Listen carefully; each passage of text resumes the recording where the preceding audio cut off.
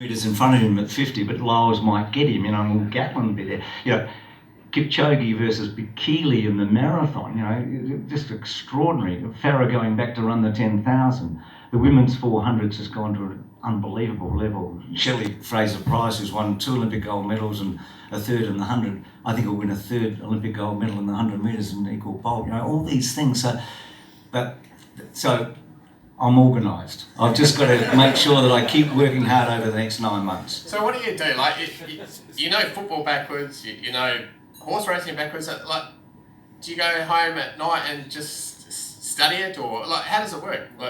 I love it, and if you love something, you remember it. But I'm focused. I'm determined. I'm the same age as Al, and I feel like my best call's in front of me. And I'm not saying that because I want someone to say, "Oh, don't be so modest." I know I can get better, but there's only one way I can get better. Is by doing exactly what these guys talked about a moment ago, working hard.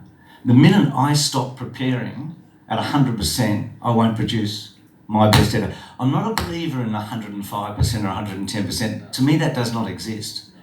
100% exists. I've never done a race that I've felt completely happy with. So that's my challenge. So if you haven't got your perfect race call, what would still rank number one? What's your best call from athletics point of view? The most important race in my life was Kathy. We reckon you nailed that one. I did one good thing there. Have I got 1 minute? I'll tell the quickest story. Okay. So I knew Freeman so well. She was a friend. So, God, I was invested in that race.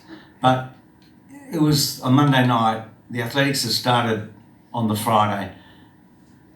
That morning, I had to do a lot of radio interviews. I was nervous, Cole. I was nervous in the morning. My mouth was dry. Anyway, I got to the track and there were these amazing performances, Sonia O'Sullivan versus Greta Zarbo and all that stuff. And, Michael Johnson became the first bloke to win the 400 twice. And then Kathy comes out and suddenly my mouth went dry again. And I thought, God, I am so nervous. And yet I've been calling, for 30 years and all of that stuff. So I just said to myself, you know what you're doing? Relax. Take it slowly. Just take it slowly. And that's what I did. So Johnson's 200 in Atlanta, Lewis's 100 in Tokyo 91, and Bolt. He's the links of athletics. He's the most, I think, seriously, Josh is almost the most talented. Freeman aside and a couple of post-boiling, Josh is almost the most talented athlete I've seen in this country. And I mean that, and I've said that sincerely, and Brendan knows I've said that, but I've never thought I'd see anyone better than Lewis, and I did. So it's going to be a bit of an empty feeling, a bit like the Cox Plate recently without Winks. It's going to be the Olympics without Bolt, but you reckon there'll be a story or two to cover that? We survive. He's, I think, the biggest star that the sport's ever seen, but life goes on. And you do. There have been some extraordinary athletes over the years, and you think they're irreplaceable. And they are, because we can still talk about them, but others take their place. Christian Coleman's extraordinary, and 9.76 this year. He's one of the fastest starters you'll ever see. Noah Lyles has run 19.50. I think his top speed's almost like Bolt. In fact, Bolt ran at the Olympic Stadium last weekend. They just opened the new Olympic Stadium in Tokyo. He thinks that Lyles might break his world record in the 200, which is extraordinary, 19.19. But the track's fast. It's hard, it's new, it's fast. So these guys that will get there are going to run PBs. They're going to be very excited about it. So, the Bolt's impossible. But Phelps is impossible. And yet we like our swimming. So life goes on. Black Caviar, Mackay Diva, Farlap, you name them, then Winks turns up. So that's sport. That's life. That's what we're all about, All of us in this room have our moment. We have our time. Make the most of it. And you go from the sprints at the Olympics to the marathon, which you love as well. Did you ever think you'd see a day where you'd have a marathon run under 2 hours? I didn't. And, people have knocked it a bit. I don't knock it. And you still had to run it. Look, Elliot Kipchoge, it was just amazing. God, what a setup and the way he did it. He's run a marathon without that in 2 hours, 1 minute 38, which is the world record. Bekele, who's won a 10,000 metres twice at the Olympics and the 5,000 metres as well, has run 2 hours, 1 minute 41 in this year as well. So we've got these two guys 3 seconds apart.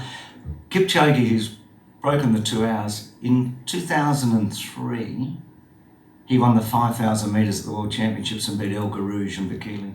It's arguably one of the greatest races of all time. So here's a guy that won the 5,000 metres at the World Titles in 2003.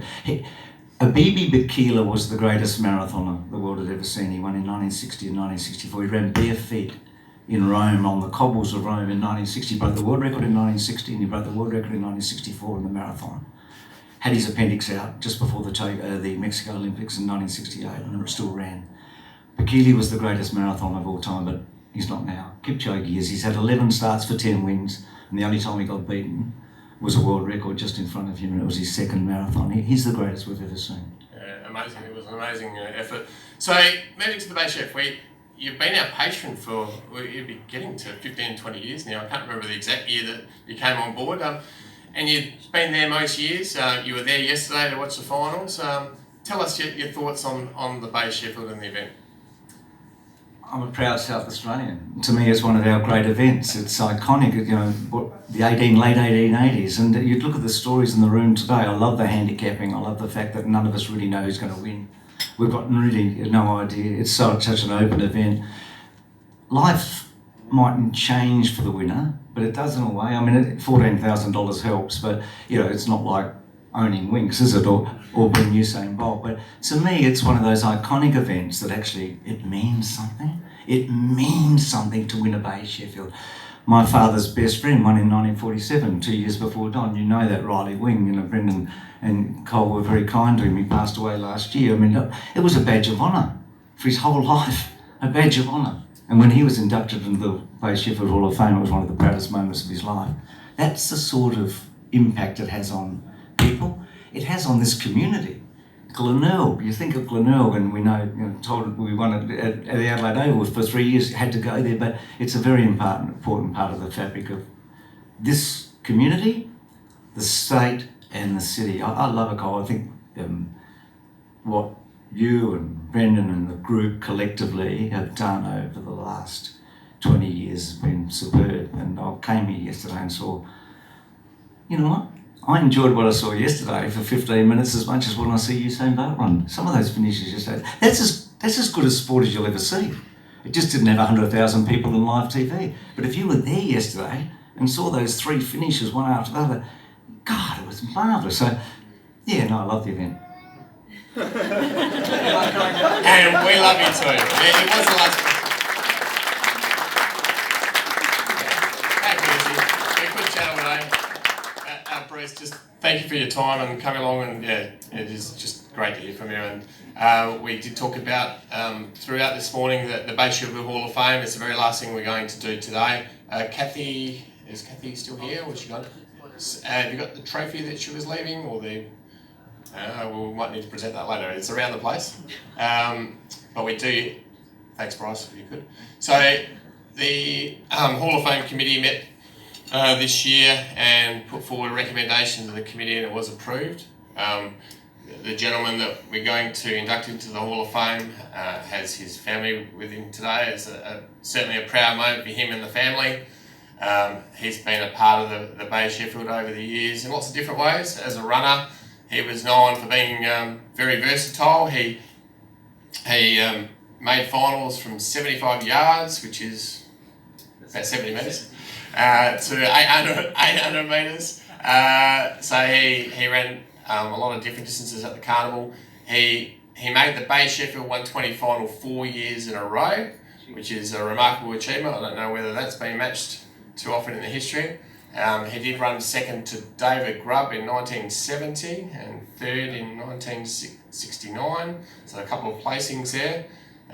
He's also helped a lot of runners on the way with what he does during the week, and we can have a chat to him a little bit more about that. But it's my great pleasure on behalf of the Athletic League to induct Bill Noonan into the Bay Sheffield Hall of Fame.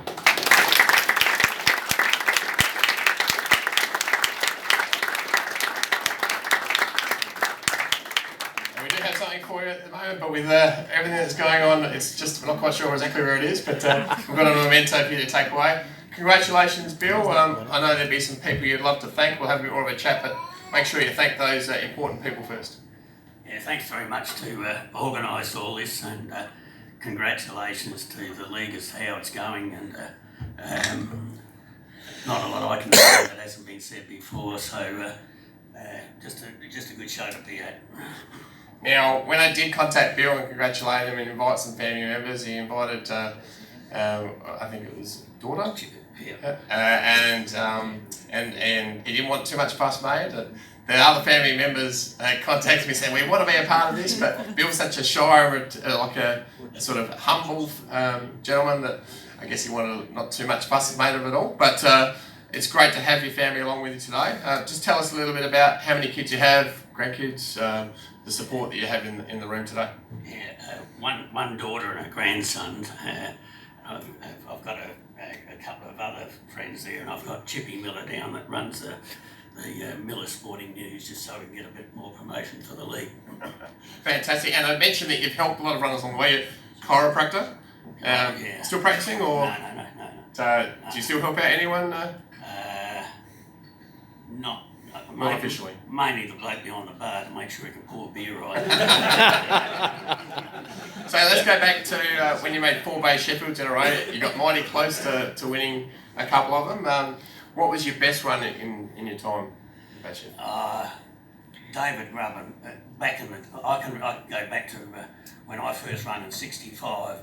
The ground wasn't hollowed out like it is now. And the change rooms was a tent on the northern end, and they had a bit of a piped up shower, and I think they might have had a couple of pallets there you stood on if you didn't want to get muddy, but by the end of the day she was a bit of a mess in there, so things have improved a lot. And I know we run on Wiggly's Reserve a couple of times because they redid the old sailing club, and they had change rooms over there which made it a bit easier, and we also run back there when they rejigged the track to what it is today. But 1970 we didn't have photo finishes, just had a bit of wool tape across a couple of pegs, and David and I went across the line, and Ern Wadham was one of the previous winners. There was a heap of them reckon I'd won it, and the heap reckoned David had won it, and after 10 minutes I said I made the wrong decision. We were only won it for $110. If it was 14 grand, you'd think twice, but I just said, well, I'll take second and run it again next year, but I never run sprints after that. I changed the distance. You're kidding me.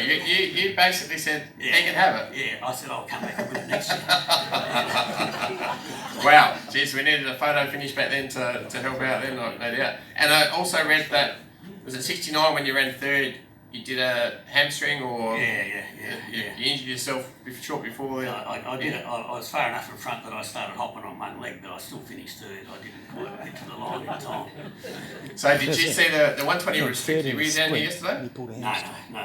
We had a runner yesterday that was in front, and then I think he hurt himself before the line. Would have brought back some memories there too. So tell us, what did the sport mean to you back then? Well, I tell you that some of the good old trainers of the day, Ern Holder was a one.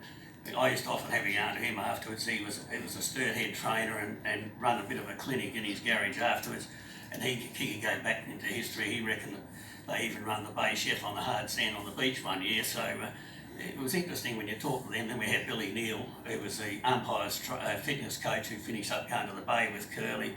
We had a few things like that, were always interesting.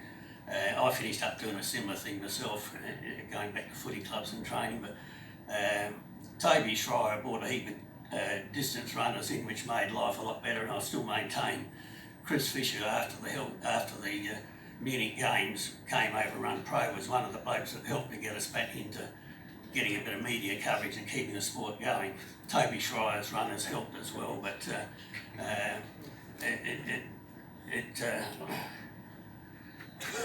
There you go. Sitting right alongside me, we've got something for you. Thanks, Bryce. So, sorry to interrupt. That's all right. So yeah, those high-profile athletes like we've got here today certainly helped, don't they? It's great to see. Yeah, well, it's grown in a lot of strength. I still maintain the whole First Bay Council haven't quite got it right yet. the logo for the council should be the old gum tree with a stylised runner underneath it, and perhaps the Bay Tram and Brighton Jetty just to bring it in. They've just got a bit of a wave thing that's not really done properly. They haven't really got the whole fast Bay area. I like it. I like it. We'll have to work on that one. Yeah, no, very. So, do you come down most years to have a look? I started in '65 and I was competing until '95 and. 95. Yeah. Wow. Yeah. I haven't come as much as I should because it got onto TV, and once it was on TV, it was a lot easier to sit home and watch the cricket and watch the running and everything. You got a better view, but I'll have to start coming back again because I usually, if it's on a Saturday, I always go down to Watermark and have a beer and a bet. I've got a tip for you in race 5 in Melbourne today. Bill the Bee should be. Bill the Bee? Yeah. Oh, nice. See how that goes. But you might not be able to watch it because we'll have you part of the motorcade and you will be here today. And here is what I was looking for before. So there's something for you to put up on the map space. It's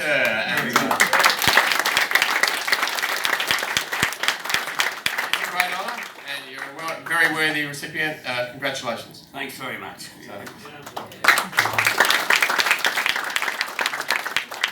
Thank you very much for coming on today. It's always a great way to kick off Bay Sheffield. Enjoy the rest of the day, and we'll see you down the track. Well done, Billy.